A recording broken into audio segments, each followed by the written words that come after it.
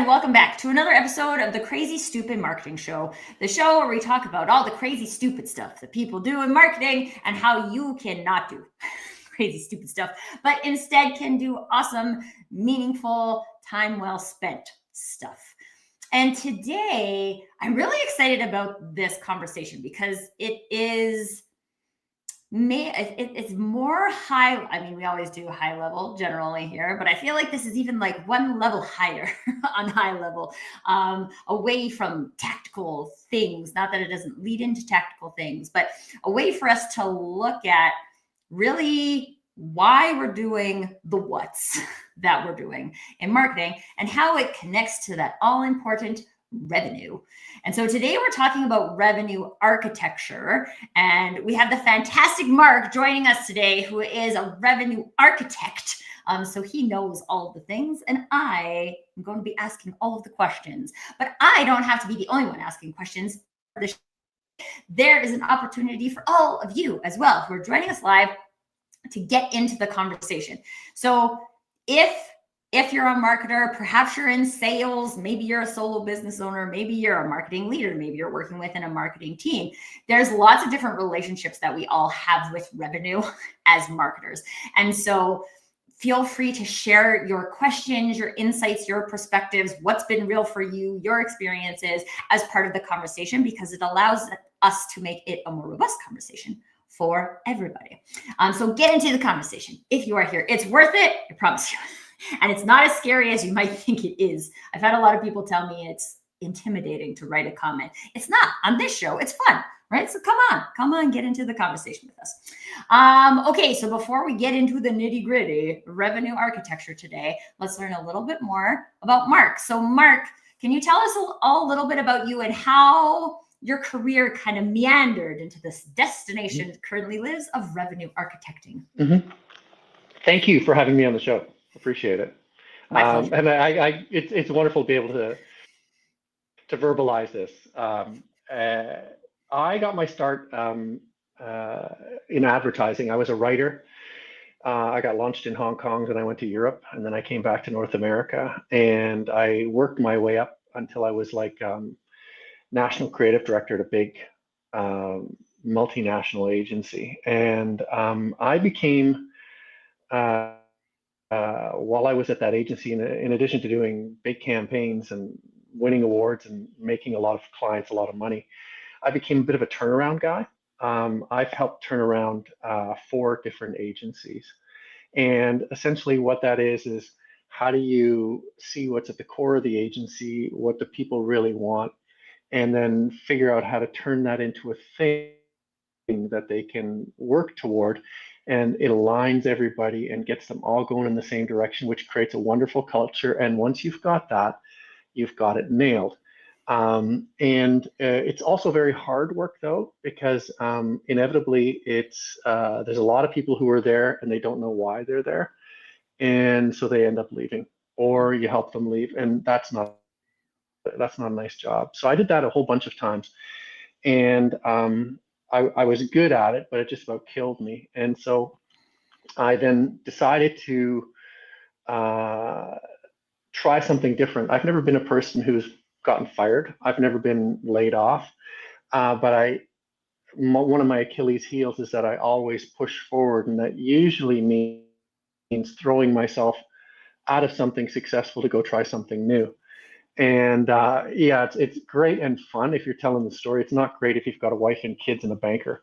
So but I have done that again and again. And so what I did, I went from a successful job in advertising, and I started a green ad agency in Vancouver, and that was super rewarding. Not that I'm a big tree hugger, but I saw green as an incredible filter for product design. If you design a product or a service with a green filter, you tend to come up with something that looks and works and feels different, at least in the early days. The problem with it was I was about 8 years ahead of my time, another great entrepreneur lesson. And so my big clients, I used to work with Budweiser, Unilever, Procter & Gamble, McDonald's, among others, and they wouldn't touch me with a 10-foot pole. they were all doing green internally to help bring stakeholder alignment and make their people feel good about the company, but they would never launch a shampoo or a bar of soap or a bag of Kraft dinner that was green, because it meant that it didn't work as well and it cost too much. So it was a terrible place to be, and I ended up working a lot with small clients, which sort of started me down the entrepreneur path. The unfortunate part was they weren't making any money either, which is another valuable lesson in working with startups. So after 5 years, won a bunch of awards, made a little money, spent a lot of money, sold the company, walked out with my head held high. And I said, I'm going to go into the service of entrepreneurs because I come from a small business family. And with my dad, that didn't end well. So I said, there's got to be something, because it's almost like you understand who you are through your DNA. And you go, this is where I belong. So I feel very, very good about taking this skill that I learned working on massive brands with extremely intelligent brand stewards at Procter and Bud, and focusing that fire on startups. Now, I've been doing that for 14 years, so almost as long as I did my first career. And my journey in this line of work has been one of figuring out who to work with. They have to have enough money, and they still have to have a need for somebody like me, and also uh, offering them something that they actually want, and that's where revenue architecture comes in. I discovered a few years ago that a lot of my business came from mergers and acquisitions, people who were about to sell a company or buy a company, and they wanted to elevate the value of the company. So they would bring me in, right? Real simple. Investors, same thing. They'd bring me in, raise the value of our investment. So that's what I would do, because that's what creative directors do. We figure out how to make something more valuable. And so I created this DBA, or doing business as, called Brands Investors Love. And that worked really well until it didn't. I'm not sure that a lot of folks who are not in the tech space would have a real close grasp of this, but what happened was there was a lot of cheap money around right after COVID and during COVID.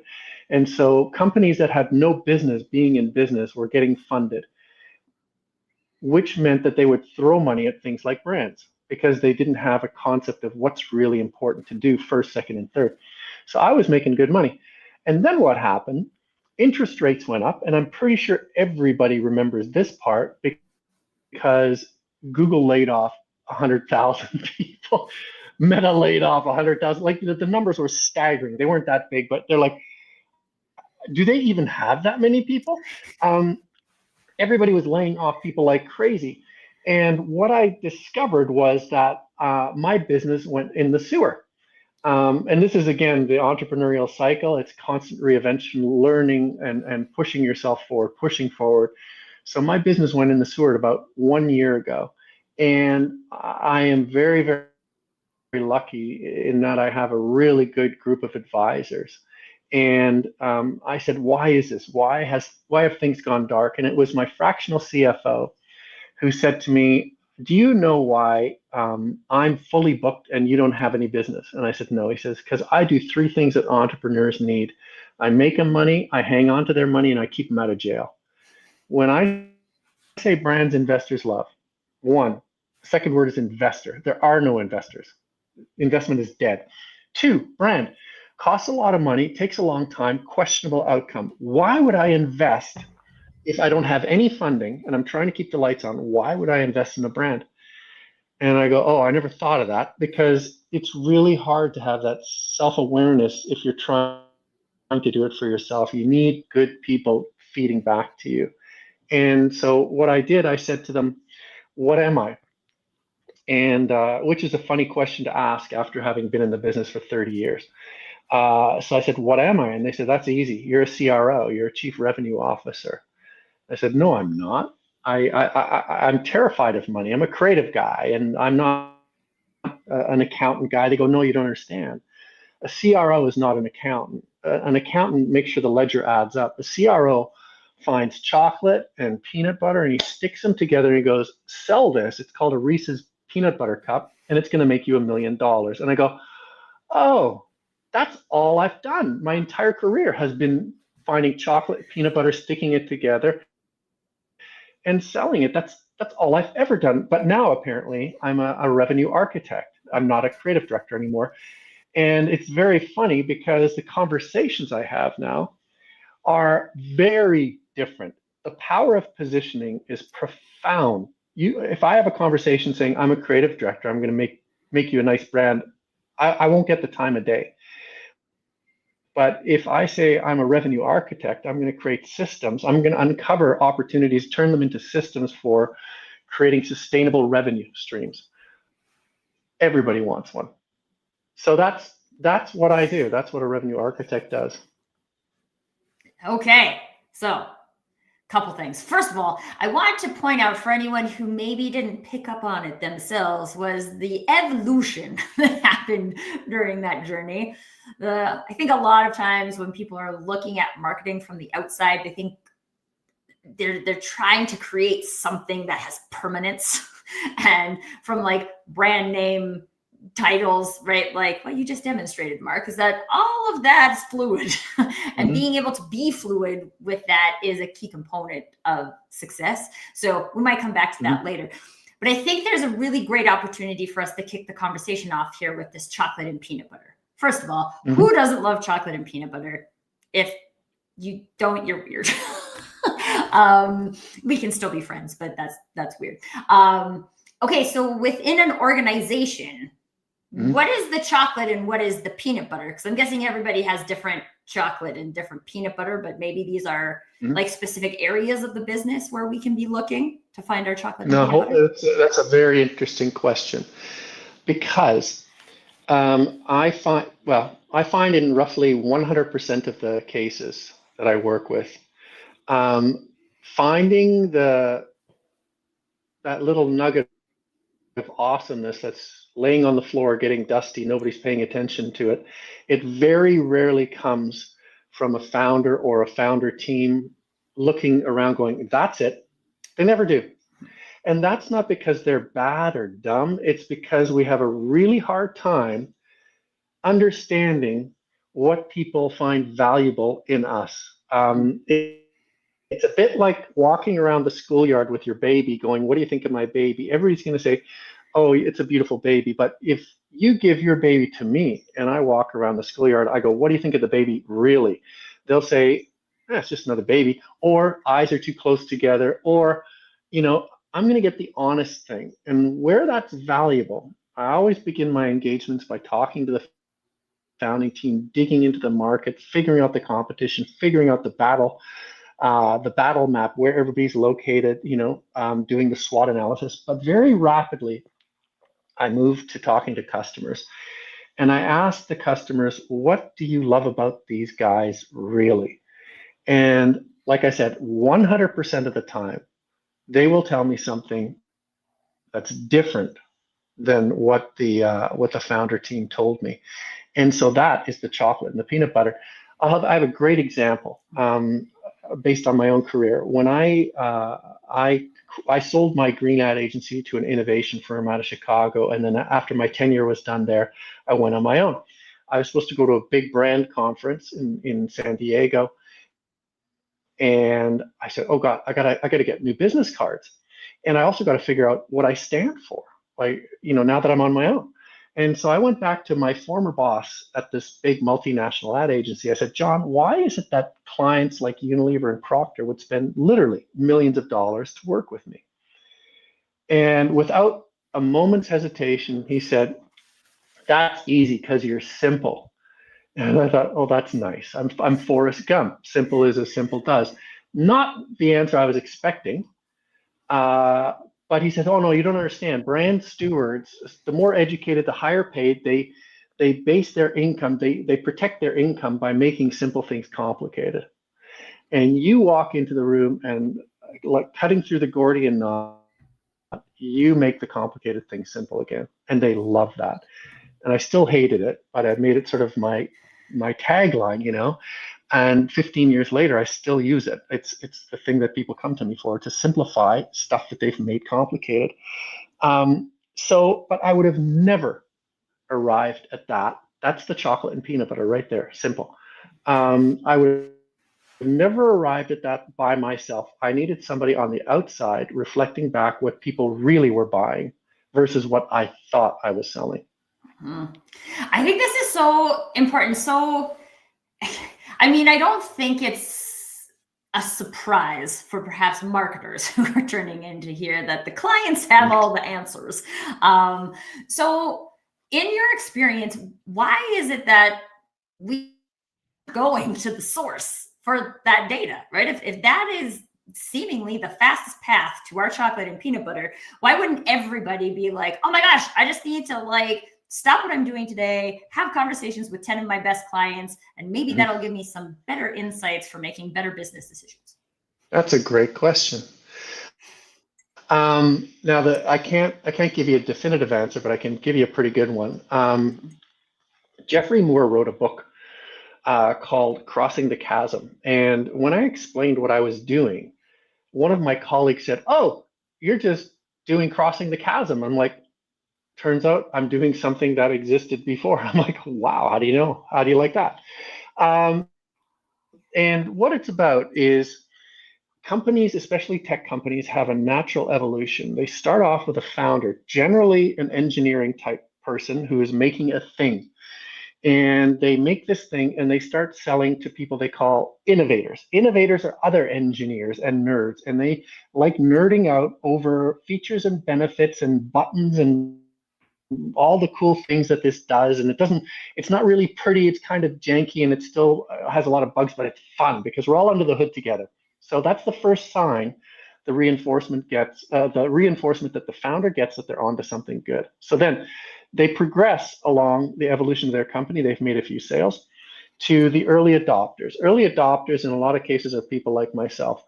I'm a singleton, and so I need advantage wherever I can get it. I'm a single business proprietor. I don't have a huge team, so I need to get advantage all the time in order to just stay current. And so I'm always looking for new technology to try out, even if it's still a bit janky. I'll jump in and do it, but my motivation is different. I am not interested in getting under the hood. My motivation is I'm going to stick it to the bigger competitor by adopting this technology.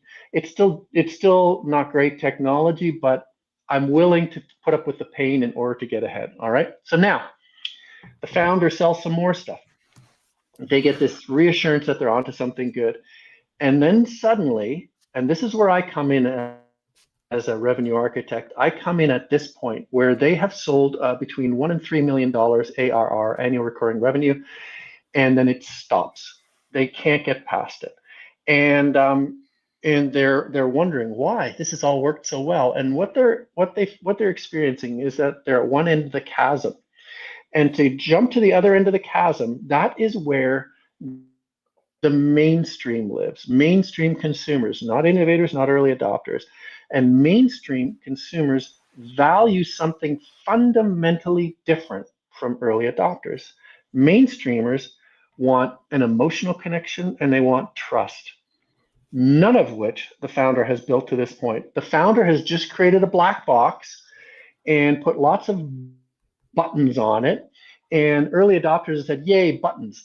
And then suddenly he tries to sell lots of buttons to a mainstreamer, and they're going, oh, this is way too confusing. If I plug it in, will it work?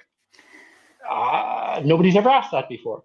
So that is that's the evolution of this business, and that is why a lot of people that I work with are totally flat-footed when they come up against, what do you mean? I know exactly what people want. These guys told me they want more buttons. What's going on? Well, have you talked to these new guys? They got a lot more money, and all they want is trust and emotional connection. And then if I'm dealing with an engineering type founder, a lot of times they have real difficulty computing what the hell an emotional connection looks like. So I always say the people that tend to seek me out are health tech, sustainability, and pure tech. Health, because they're doctors and they think that they're God, and so everybody has to listen to them, and people don't. Sustainability, because they think they're on the side of the angels and they're saving the planet, so everybody has to listen, and they don't. And tech, because they can't even talk like humans. So they're incapable of even conveying what the hell they're trying to sell. Those are the people that I love because they tend to make good stuff. They just don't recognize why it's good. I think this is so interesting because, like, personally, I use the analogy all the time about chocolate cake, right? So I'm almost like, you're a chocolate cake. People need to know that you're chocolate cake in order to buy it, right? Because there's people who want vanilla cake and there's people who want chocolate cake. And if they're confused about what you are, then they don't know what to choose, if they can choose you. So just be chocolate cake.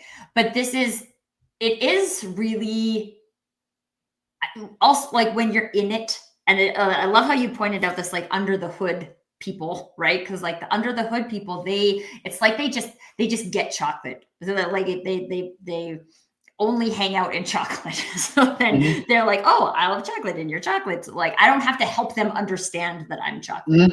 They're just there with me being chocolate.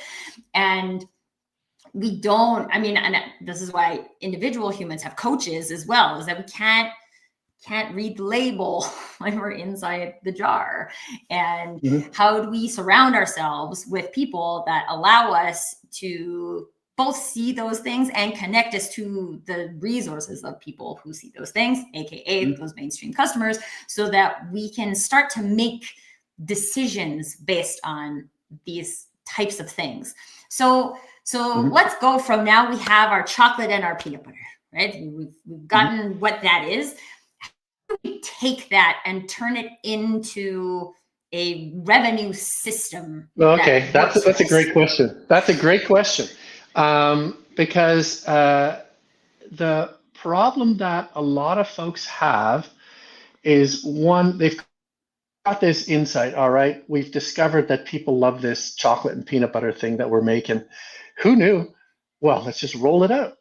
And then that's where you get into CRO territory, and where a lot of creatives fall down.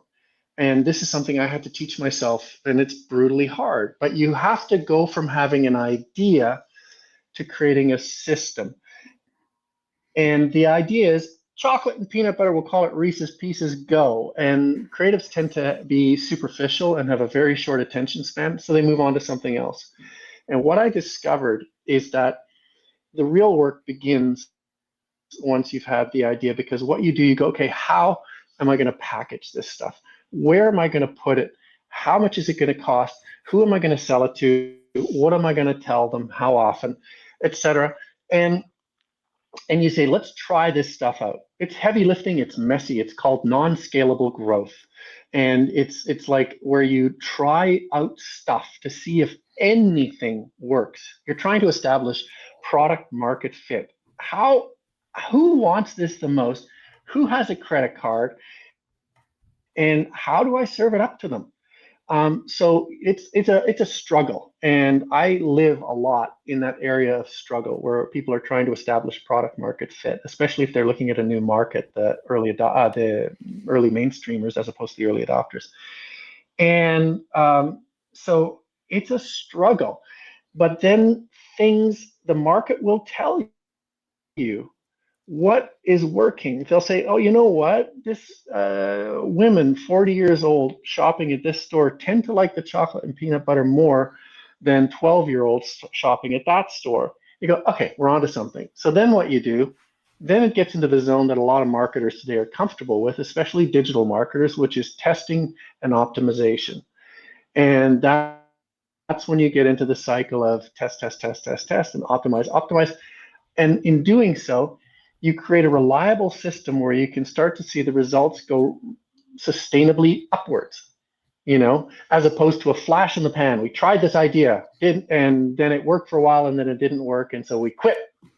The trick is to move from a great idea into the hard work, which is optimizing revenue, turning it into a system, and then What you want to do is once you've got a system that's performing and you're selling chocolate and peanut butter to 40-year-old women at this store for this much money and this type of packaging with this type of communication, once it's really cracking along, you turn it into a template. This is what I do. You turn it into a template and you hand it over to the client organization, because nobody wants somebody like me pulling all the strings. They want to own their success. And so what you need to do as quickly as possible is figure out how to bring people along, how to make them part of the journey towards success, and more important, how to make them run the optimization and and the testing so that they go, okay, I get this, I can do this, and then they become more successful. And what I do invariably then is I go right back to the beginning and go, where's the next chocolate peanut butter? So what's the next challenge? Where's the next thing that's not working? And I do that again and again and again, architecting systems that drive revenue, generally using things like creativity. I don't do things like efficiencies. I'm not a bookkeeper, I'm not an ops guy. So I tend to focus on how do you create something that gets people excited and turn it into a system that makes money. Oh, okay. I have all of the questions, but I have what I think is well, I'll start with what I think is most important right now, which is how do you, like, as we have one of these things and then we start to layer on more of those things, how do we ensure that it's actually architected in a way so that it's like connected and holistic from a business point of view, instead of like a whole bunch of spaghetti systems that end up twisted up in a bowl that are a part of our marketing and revenue department, but they're not actually connected. And I ask because I have a tech background and I've seen a lot of code developed this way, right? We'll do this and do this, we do this, and then we'll just like put it all in a bowl and it'll work together. And then somehow it doesn't work together. So once you have, so let's imagine we've successfully gone through that process once. How do we make sure that the next time we go through that process, it's not just a standalone process, but now that one is integrated with the rest of the architecture? That's a good question. I can give you one answer. I'm not sure it's the right answer, but there's no to right me, answers on this show. This is okay, places where we try on ideas. Okay, one of the things that I try to bear in mind is what is the brand? And there's a concept I learned in sustainability called backcasting, where you go, where is it? What do I want to be in 3 or 4 years' time? If all my dreams come true, where are we going to be? And then what you do from that destination in the future, you work backwards. That's called backcasting. And you work backwards to today. What do I need to do today in order to start myself on that journey so I arrive there? And this, what I've discovered is that a lot of flawed initiatives, things that don't fit, things that end up selling very little but taking a lot of work and gumming up the works, tend to be projects that aren't mission critical to getting you to that place down the road. They tend to be, LinkedIn said we should do courses. I just went through this with another person where they're like, oh, we should do workshops and courses. I go, how come? Well, because. And you go, well, you're really good at this one thing. Why don't you just go really deep on that and perfect it, own that niche, and then just drive forward with less tools, less things, but people begin to know you for what you do, and you become a high-priced, super effective purveyor of that one niche thing, not somebody who tries to be everyone and can't hold it all together and doesn't know what they stand for at the end of the day. So that's my answer. I think you probably want a tech answer, but I think it's more of a psychological answer.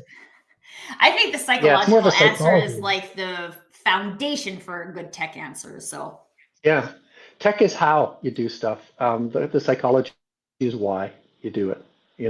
So if you got the psychology right and you're aligned, it enables you. You're still going to meander on your journey into the future, but it enables you to meander less than going all over the place. Going all over the place costs money. and leads to frustration. And I mean, people go, yeah, that's so self-evident, that's so obvious. I see it every day. If people read LinkedIn and say, I should be doing a course, or I should be, I mean, what was it? It was, I should be doing uh, virtual shop, not virtual shopping, but shopping in the metaverse. That was, metaverse was going to crush us. NFTs were going to crush us. All these things were going to crush us. It's a whole bold new way. And you're like, this makes no sense at all. Why are you doing it? They can't explain it except that it's really cool. And then you go, you're just going way out here. You know, you may come back eventually, or you might just go broke. Well, and I think the narrative I usually place with that is, when are we chasing and when are we leading, right? Because if we know that internally we've identified this chocolate and peanut butter, and this is our chocolate and peanut butter, it's not everybody's not creating the same chocolate bar here. This is ours, and we're going out there and we are leading with that. And if someone else wants to go and create chocolate and peppermint, that's fine, but chocolate and peppermint is theirs and chocolate and peanut butter is ours. So I don't need to necessarily like chase what they're doing. You mentioned competitor analysis, right? We want to be aware of what those people are doing, but what is being driven from in us, as opposed to what's being driven by the market or platforms that are like, oh, you should do a LinkedIn course. Well, of course, LinkedIn wants you to do a LinkedIn course. Then people are on LinkedIn for longer. It serves their purposes, right? Like, but does it serve your purposes? And if we're not having those questions, and again, if we don't have somebody who's kind of, it's their intention and their area of focus to be able to make sure that those types of questions stay front of mind, top of mind when we are going through these processes, then there's a lot of distraction out there. It's very easy to get distracted. It's very easy. It's gotten easier than ever to be distracted. And the tools for distraction are so effective now that you can set up something that is complete garbage in record time. Yeah.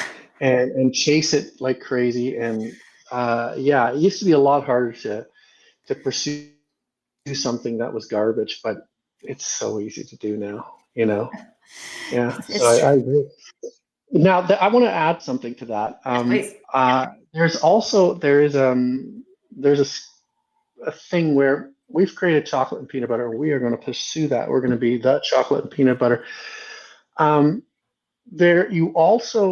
have to follow that with with bloody-minded intent, where you just go, I'm going to chase this thing and be focused on what I'm going to do.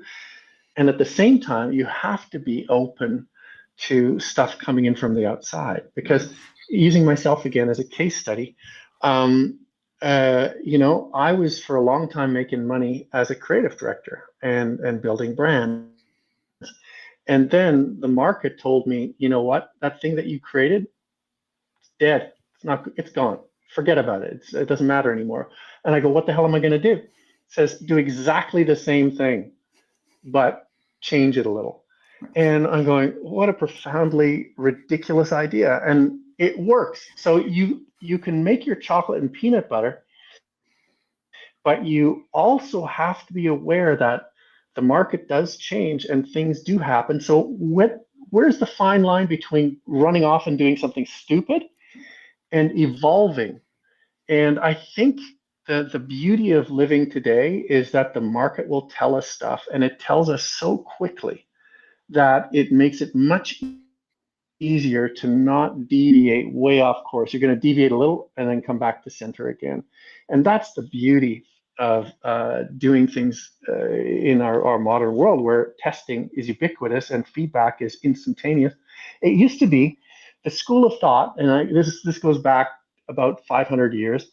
The school of thought when I was growing up in the business was that Procter and Gamble, I've seen this many times. I've been involved in many of these campaigns. Procter and Gamble will take a new idea and turn it into a product. For example, salad cleaner.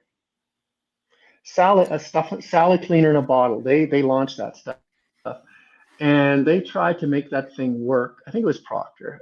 They tried to make it work. And what happens is, it costs a couple $1 million to develop the salad cleaner in a bottle.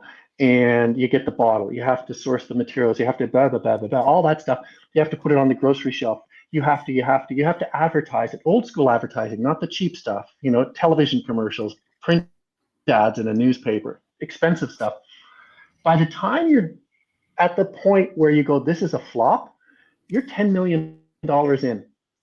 And that was the old world, which is why the philosophy used to be, if something isn't working, throw more marketing at it, yell louder and more, and eventually we'll beat the people into using it. And the beauty, I just had this experience. I was at Seattle Tech Week, and I saw a talk with venture capitalists. And for folks who aren't familiar with what venture capitalists do, they go in and they basically say, I'm going to take your company right from an early stage. I'm going to give you expertise and money, and we're going to grow that thing. Now, that's all well and good, and it's a big industry. And the venture capitalists on stage were saying, wow, things are changing because of AI. AI changes everything, but this is a really interesting anecdote.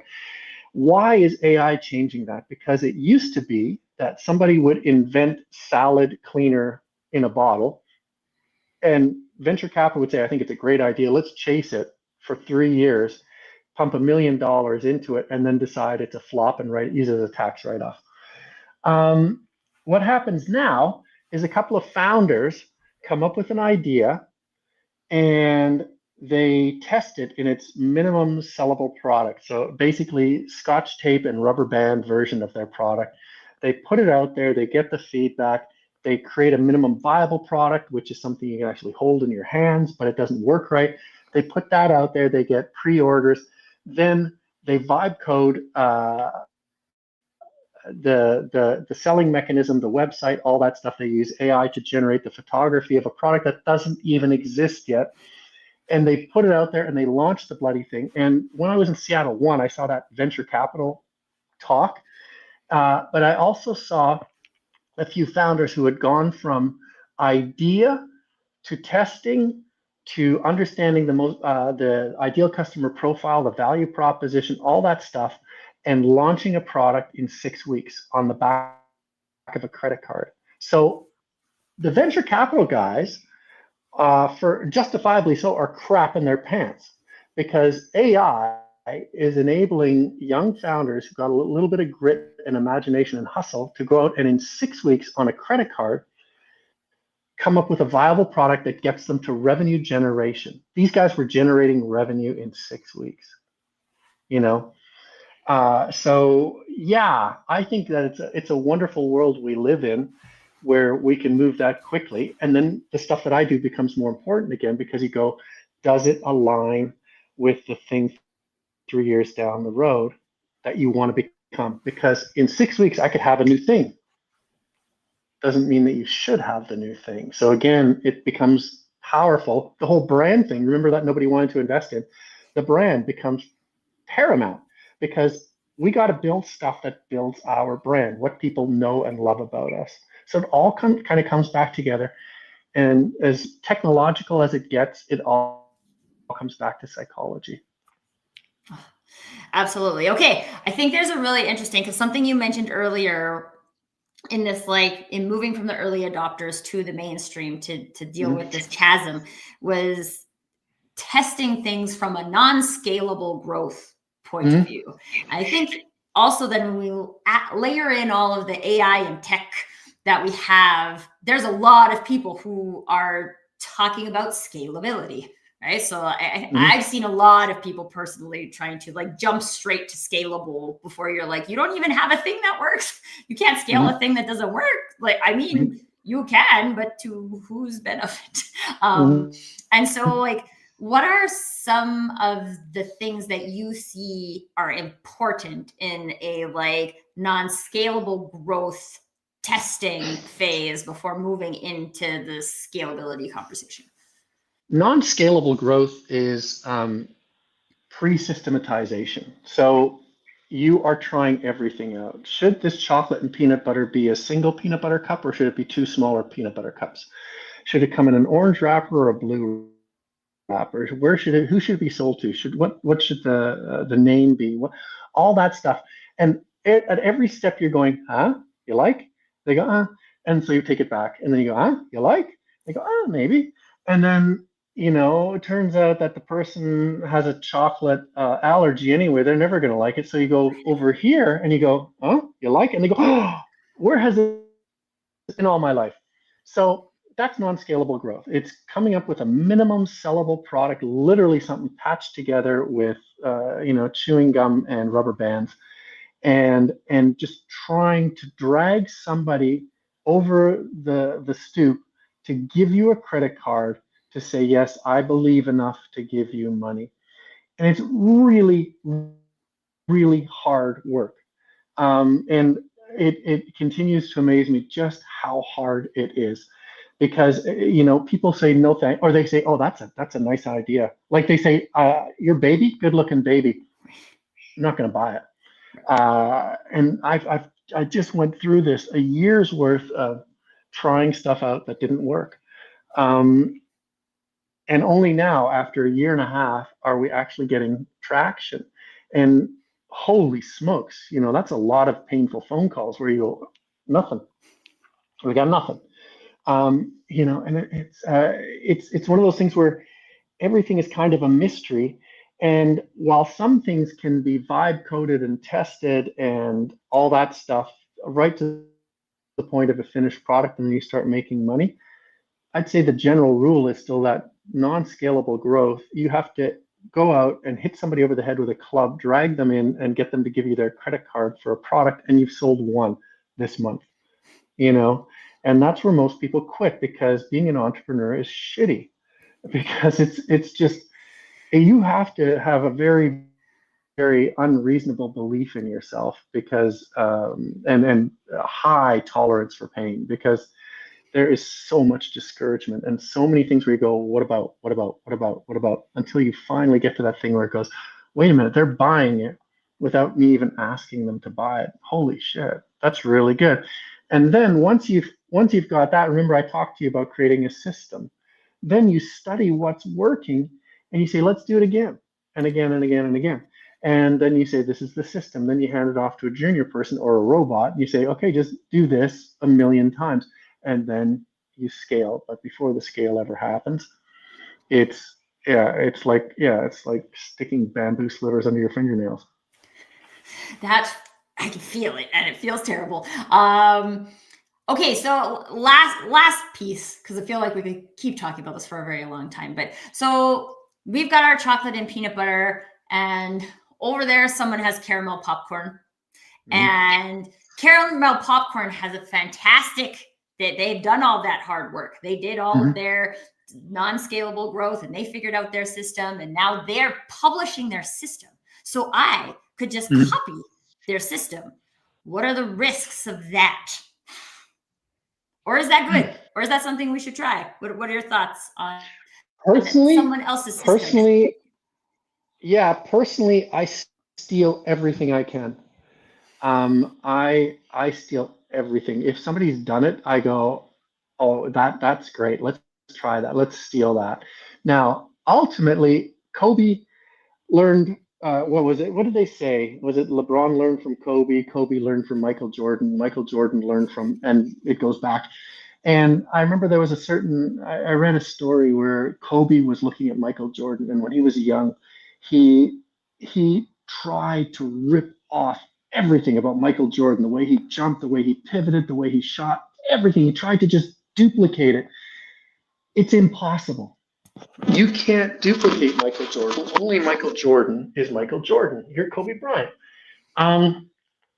And I think that if you can take a model where you go, the first thing you got to do is, or caramel corn, what they got is, the first thing they did, they built this thing, they sold it at farmers markets, they found out who was buying this stuff, then they sold it at more farmers markets. Why don't we rip that off? Yay, do it, go nuts. I just think that there's anybody who is astute enough to realize that no matter how much you rip off about caramel corn, you still have peanut butter cups, and it's going to come out different. Like Kobe came out different from Michael Jordan. So yeah, I think steal everything. And if the market will very quickly tell you if what you've stolen is a diversion or it gets you further in your mission. And if you do steal it, invariably you're going to add stuff to it that makes it your own, you know? Yeah. I think that's the important Steal everything. piece too. I like, I usually don't use the word steal, but Hmm. learn from everyone, right? This person is Hmm. doing this. And personally, I love a good cross market learning, right? Like, oh, they're doing that in retail and we're B2B tech. Is there like something I can learn from that or like something I Yeah. can use? I love that. And I think that piece of the puzzle where you're you allow your why, your company culture, your beingness, your brand to influence your, if we're using the farmers market analogy, right? Like how you set up your farmers market booth, because you Hmm. can go and you can pay the same amount of money for a table and you can have the same size booth and you can have all of these things. But at the end of the day, the way you show your product is different than the way they show their product. And so there's a piece of that puzzle that is inherently yours, and being able to Hmm. ensure that that unique piece is coming across and is available, that you're allowing yourself to do that, I think is the critical component in any Hmm. learning slash copying slash stealing strategy. Yeah, I just think life is really hard. Don't make it harder. Even if you copy caramel corn, if you copy everything about caramel corn, you're still going to have a hard time. And your product still might not succeed, but please do copy as much as you can. Make your life easier. You know that because that's just a system. You're just taking their system for getting uh, from concept to proof of concept to product market fit. Just steal the methodology. It's as old as the hills. You Well, and know. this is the thing too. There's not, I mean, while in marketing there are seemingly always new things, right? There's new platforms and there's new tactics and there is always new stuff. Mhm. But at the end of the day, there's a certain amount of things that Oh yeah. people are doing. There's fundamentals. There's And so fundamentals. like go do that. Go learn it, right? Connect with the people who Yeah. know it. Ask them questions. Like, and Yeah. figure out, this is what I love about this show. One of the things one of the goals of the show is to give people access to ideas so you can try them on for Mhm. yourself and be like, ooh, that feels right for me. I'm going to try that. How would I try that? And then you can go and you can try things and you can do your experimentation. If we're constantly in the conversation where we're being told we should, which for those of you who are new to the Crazy Stupid Marketing Show falls under the stupid part of the Crazy Stupid definition. We don't know why we're doing it. We have a Facebook page because we should have a Facebook page, Mhm. right? And we don't know why we're doing it. So like, go out and listen and learn and try on ideas, but also try them on from the perspective of like, would I do that? Would we do that? Bingo, that's the brand, right? That's the Yeah. aligning vision that says this is what I want to be in 3 years. This is the culmination of my brand or the gold standard, what I want to accomplish. Would I do this crazy thing? Would I do that crazy thing? And then you just have to dig deep into your soul and go, probably not, or yeah, that seems to align. And then you find some things that you think align actually start to deviate and take you off course. It's not it's not accounting. Right. It's imagination, Mhm. It is you an know? art and a science, and it's a beautiful Yeah. mashup that doesn't have just one right answer, which, Which is also why it's still interesting after right. all these years. I mean, it's one, what I love about this game is that I get to deal with people, and people have an infinite capacity for weirdness and to catch you by surprise and do bizarre, unexpected things. And that has never changed. And just when you figure them out, they'll throw another one at you. They'll throw a curveball at you.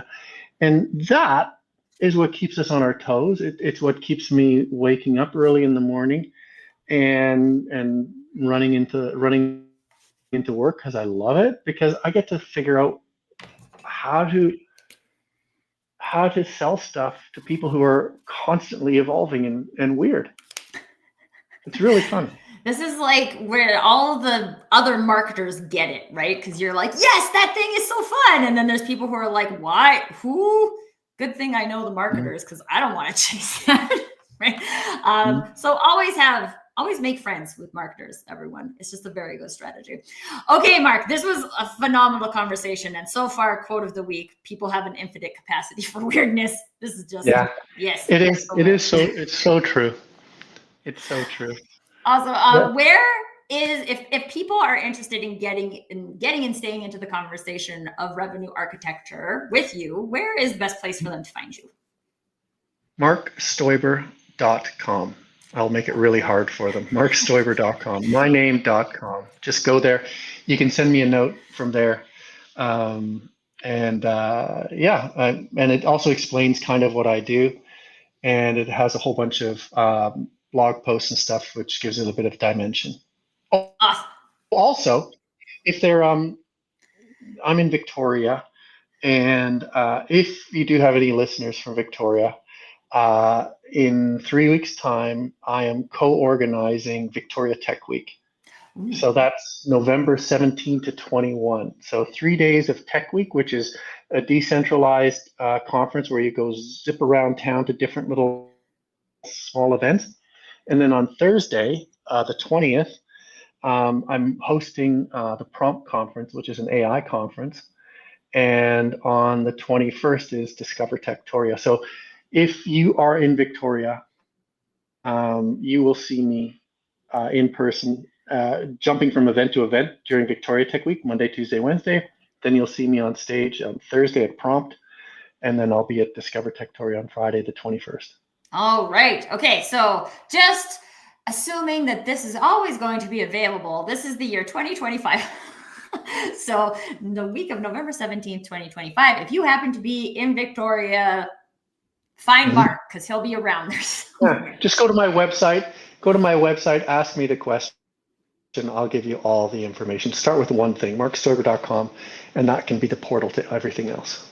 Oh, I love a good portal. Oh, Marc, thank you so much. So many amazing nuggets today. And for those of you who are joining us, or for those of you who are listening on the replay, please remember that things like revenue architecture are not a one and done conversation. You come and you listen for 60 minutes and you figured out all of the things and you can just like go and get it done.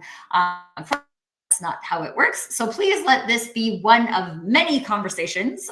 If revenue architecture is something that is important to you, please continue the conversation. Connect with Marc, connect with me, connect with other smart marketers who care about revenue architecture, and have the conversations. Have those conversations, get that testing. I love this. Please remember about non-scalable growth at the beginning. We're doing those testing things. Scaling will come. It will come when we have the thing that works. So stay in the conversation. Don't let this be the last one. And with that, my friends, thank you so much for joining us. Until next time, permission to do you.